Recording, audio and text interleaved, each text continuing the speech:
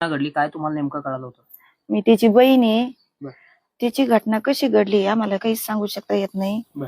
पण आम्हाला असं माहित झालं का ते दरीन पडला म्हणून सनी का तिघ पडले म्हणे, तिघाचा मृत्यू झाला त्यांचा जागेवरच. बर. मग आम्ही तिथं आलो, याला घाटीला आलो आम्ही.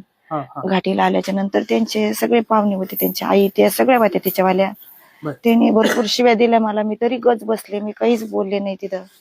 कमून बोलले नाही का मी म्हणलं मी जर काही म्हणून आणला येईन इतके दिवस पण आमच्याकडे येऊन दिला नाही, शेवट त्याचं मूर्त सुद्धा आमच्याकडे येऊन देणार नाही म्हणून मी काहीच बोलले नाही त्यांना. शेवट माझे चुलत भाव ते सगळे होते तिथं. ते म्हणले आम्हाला तिघ आमच्या संग द्या, आम्ही तिघाची मौत करतो. पण ते म्हणले नाही आम्ही देणार नाही म्हणे मौत तुमची, त्यांची बोली आम्ही नातून मुलगी घेऊन जाणार म्हणे, तुमचा तुम्ही घेऊन जा म्हणे. आम्ही असं म्हणलं त्यांना, ते तसे म्हणले आम्हाला. मग ते त्यांची किती बहिणी आहेत? आम्ही तिघी बहिणी. आणि एक भाऊ आता आमच्याला. त्यांचं लव्ह मॅरेज झालं, त्यांचं भाऊ लव्ह मॅरेज झालं. मग त्याच्यामुळे मग ते सासू सासऱ्याकडेच राहायचं. ते लई दिवस सासू सासऱ्याकडे राहिला, लई दिवस.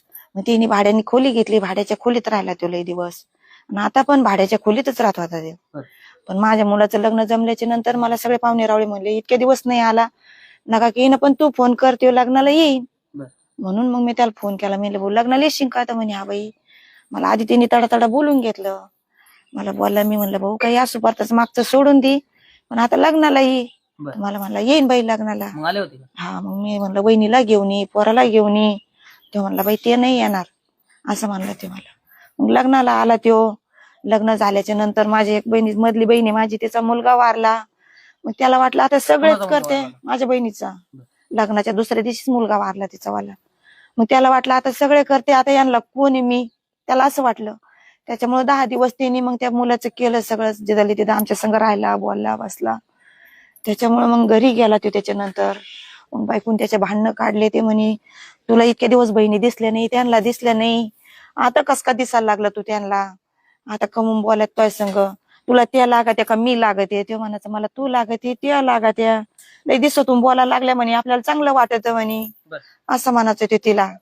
मग त्यांनी दोघा मायल्या का त्याला शिव्या दिल्या. लग्न झाल्यापासून तिकडेच राहायला गेले? तिकडेच राहत होता. किती वर्ष झाले त्यांना? साधारण 22 वर्ष झाले असतील तर त्याच लग्नाला. 22 वर्षात गावाकडे किती वेळा आली त्याला?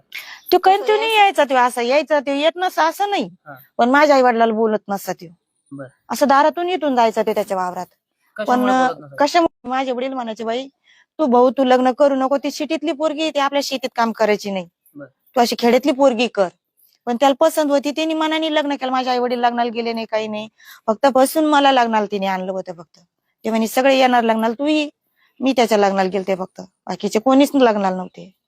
मग ते लग्न झाल्याच्या नंतर मग ते तिकडच राहिले. मग माझ्या आई वडिलांचे आपण त्याला आणायला जाऊ बाई, येईन तो आपल्या घरी राहीन आपल्या तिथं. आम्ही दोघी बहिणी माझे वडील आम्ही आणायला गेलो त्याला. नाही येऊन दिलं. तो बी म्हणा मला नाही यायचं, तिच्या धाकाने म्हणाचा देव नको, मला नाही यायचं. आता कालची जी घटना घडली परवा दिवशी, तुम्हाला घटना घडल्यावर माहित झालं की घटनेच्या आधी काही फोन वगैरे? काहीच नाही, फोनच नाही. तर आम्हाला त्याचा फोनच नाही आला त्या दिवशी, कसं नाही आला. करायचं तो, आम्ही खोटं बोलत नाही, आमचं जे खरं ते आम्ही ते खरंच सांगणार. आम्ही खोटं बोलू शकत नाही, आम्हाला खोटं पण बोलता येत नाही. आम्ही एवढं 4 महिन्यापासून आम्ही दोघं बहीण भावंड, तिघं बहीण भावंड, आम्ही अशी एकूणाला बोलायचो फोनवर, पण आमच्या घरी नाही आला तो. फक्त एक दिवस आम्ही तिघं बहीण भावंड आम्ही इथं आलो, इथं मुक्कामाला राहिला. आई वडिलांपाशी म्हणलं आपण गेल्यानंतर आपल्याला चांगलं वाटेल तू आल्याबरोबर आमच्या बरोबर, म्हणून आम्ही तिघं बहीण भावंड आलो, मुक्कामाला राहिलो. मग त्या दिवशी बी आता 15 दिवस झाले. तर मग ते माझ्या वडिला त्यांचं कर्ज माफ झालं. तो काय म्हणला मला कर्ज काढतो मी आणि त्यांना कर्ज काढून देतो. मग मी म्हणलं तू जाय, त्यांचे काय बँकेत पैसे असते थोडेफार काढून आण आणि कर्जाचं करून घे तुझं कुठं ना तू. म्हणून तो आला इथं रातभर राहिला. यांना दुसऱ्या दिवशी रोडला गडला घेऊन गेला, तिथून आणून सोडलं. त्याला ते काय कर्ज निघालं नाही. तर म्हणे बाई मी 8-10 दिवसांनी येतो, परत करतो म्हणे कुठाना. त्याच्या गाडीवर निघून गेला यांना इथं सोडून सनी. मग बाकीच्या नंतर यांच्या संग फोनच नाही त्याचा 15 दिवसापासून. फक्त मग आमच्या संग फोन राहायचा त्याचा बोलायचा, बाकीचं काहीच नव्हतं. म्हणजे हे त्यांच्या घरात वाद होत होते हे सुद्धा ते आम्हाला काही सांगत नव्हता का आमचे असे वाद झाले का काही का काय.